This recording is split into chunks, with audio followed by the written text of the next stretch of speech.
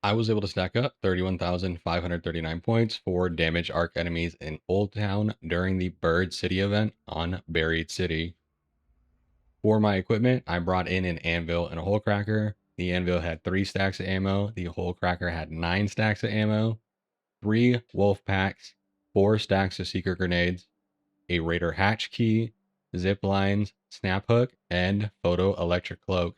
Now, in terms of raw overall score potential, close scrutiny is going to be the best, saying that you can get a lobby where there are not as many players doing this trial. In all of the lobbies that I've joined, there are just so many players using Jupiters to take things down in a fraction of a second, dividing up that score by as many players as there are doing the trial. With Bird City, there is very less players focused on this trial and a whole lot more value for your time. Plus, there is a high frequency of spawns for the smaller flying arc enemies that adds up really fast over time. Not only that, but you have a handful of the larger arc enemies that you can pick off and stack up even more score. Now, once you spawn in, you want to head for Old Town. It's this specific area on Buried City, and the easiest way to know where the cutoff is in terms of where you're going to be given points and where you won't be, essentially where the freeway runs across the map is where the cutoff is for what's in Old Town. So as long as you are to the south of the actual freeway, and this is the key component that the enemy is also to the south of the freeway, you'll be awarded points for damaging and eliminating enemies for this trial. Now, what I recommend that you do in the start of the match is aim for the larger arc enemies. Try to avoid going for the smaller arc enemies unless you can pick them up really quick and then move on. You want to get the respawns going for the larger arc enemies so that they come back before the end of the match and give you more opportunities to score points for this challenge. Now, don't forget that you can loot things like the Rocketeer and the Bombardier to get additional Hullcracker rounds. With the patch this week from Embark, you can now get Hullcracker rounds off with the Rocketeers, and it can help to add up to your inventory and keep you stocked for the game. Now, when fighting Bombardiers, you have a couple of different options. The way that I tend to deal with it is I just take them straight on because it's very easy to dodge the mortar rounds that they're firing at you. You just have to pay attention to the firing sequence and reposition yourself every time you hear it fire a mortar. Simply just use the Hullcracker, aim at its hull, don't worry about aiming for its legs, and after about 10 Hullcracker shots, you'll take it out. So the cadence really should be something like fire one of your Hullcracker shots and then move 10 to 15 feet to the right or to the left, fire another 1 to 2 shots, and then move back the other way. Ideally, you want to be reloading as you are shifting back and forth. That way you can continuously hit the Bombardier and get it eliminated super quick. Now, once you've taken out the Rocketeers and the Bombardier, you want to focus on the smaller arc enemies that are going to be flying around. While it doesn't really matter which arc you focus on, Hornets and Fireflies are going to give you more than Wasps will, so pick those up whenever you can. Now, the great part about doing this challenge on this specific event is there is an overwhelmingly Yeah, you high can salvage volume all of of it. Just spawns leave the coming whole in cracker throughout the rounds, match. please. I literally only had a 1 minute drought, and that was at the very beginning of the game. And after that, there was never a shortage of enemies that I could pull to me and deal damage to and continue to stack up my score with. Now, in terms of your positioning, it really doesn't matter where you position. You can take essentially any rooftop and be effective from it. I tend to gravitate towards the rooftops that have 2 different entrances into the attic, just because it gives me a couple of options to duck out if I find myself in danger. Now, as you are fighting the enemies on the rooftops, you also want to keep your visibility relatively high across the map as well. There's a second Rocketeer that roams more towards the hospital, and you can pull it to you just with an anvil shot.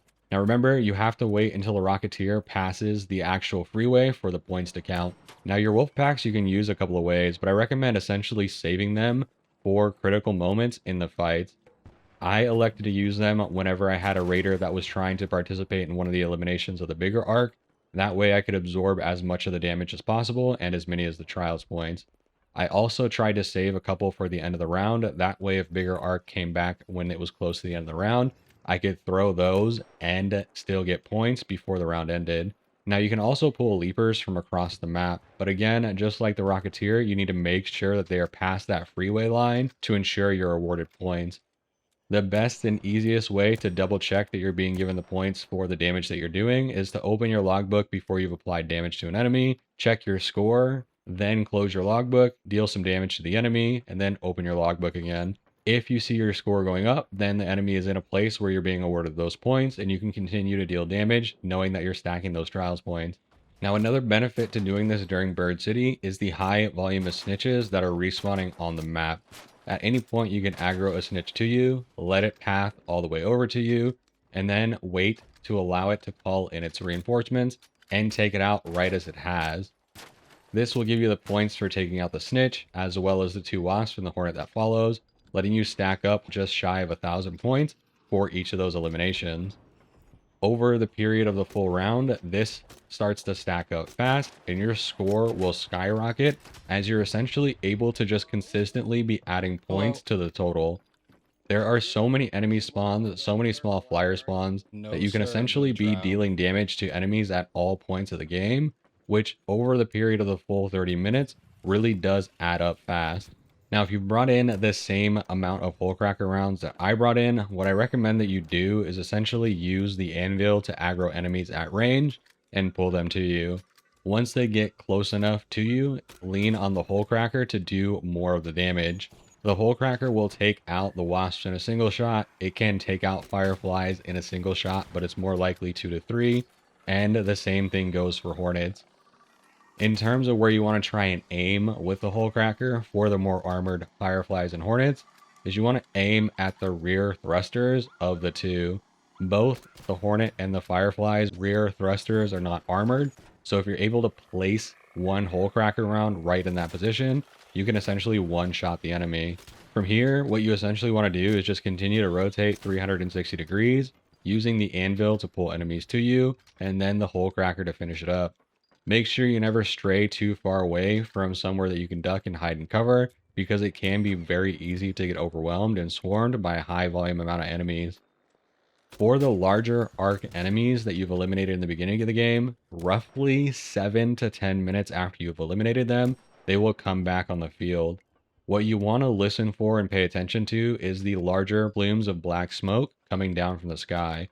That will indicate that you have the larger arcs respawning, and you really want to focus your attention onto those as quickly as possible. While it is likely other raiders are going to participate in getting the eliminations or adding damage to the enemies that you're fighting, the ones that you want to try and soak as much damage up on are the larger arc enemies because of just how much value you get. Just like in the beginning of the game, once those larger arc enemies come in, you want to prioritize them as quickly as you can. That way you can get them eliminated and get that respawn timer restarted, and hopefully give yourself more opportunities to take them out again before the round ends. Now, for the most part, I leaned on the Hullcracker to deal the majority of the damage throughout this entire round, but I did bring in 20 Seeker Grenades that were essentially my get out of jail free cards, or essentially mini Wolfpacks. I'd use my Hullcracker to deal as much damage as possible, and then if somebody else started to get involved in the elimination, I would lean on the Seeker Grenades to take out that enemy super quick, because it would obviously seek to that enemy and just essentially guarantee that I'm getting that damage and those trials points. The Seeker Grenades are also phenomenal for helping you get out of situations where you're being swarmed by a bunch of the smaller flying arc enemies. Seeker Grenades will take out wasps with a single Seeker Grenade, and then both of the hornets and the fireflies, depending on where the Seeker Grenade actually hits, can be taken out in 2 to 3. So there is a ton of value in having a few Seeker Grenades just as backups. Also, they're great for spotters if you happen to be dealing with spotters. Now, in terms of leaving and getting ready to go, remember not to get too greedy.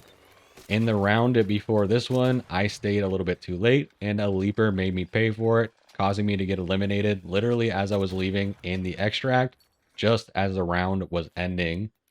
The Raider Hatch is a great tool, but you have to be willing to get in it soon enough. Otherwise, you will not extract and you will lose all of your valuable gear and the trials points that you have earned. What I recommend doing is to ensure that you open the Raider Hatch with 10 seconds remaining in the game. That gives you more than enough time to get in with a little bit of a delay in case something happens at the last second. But waiting beyond that 10-second mark really puts you at risk for getting into the Raider Hatch fully and getting back to Speranza. Outside of that, there really isn't a ton more to this challenge. This was actually a really fun trial because of just how many spawns there were on the map. With how much RNG is baked into every other challenge, it was super refreshing to just have a never-ending stream of enemies that I could take out and stack up points with. Once you've stacked up enough points and you're happy with your score, head back to Speranza, collect any loot if you haven't already, and watch your score fly up the leaderboard. That's going to be it for me today, y'all. Thanks for watching.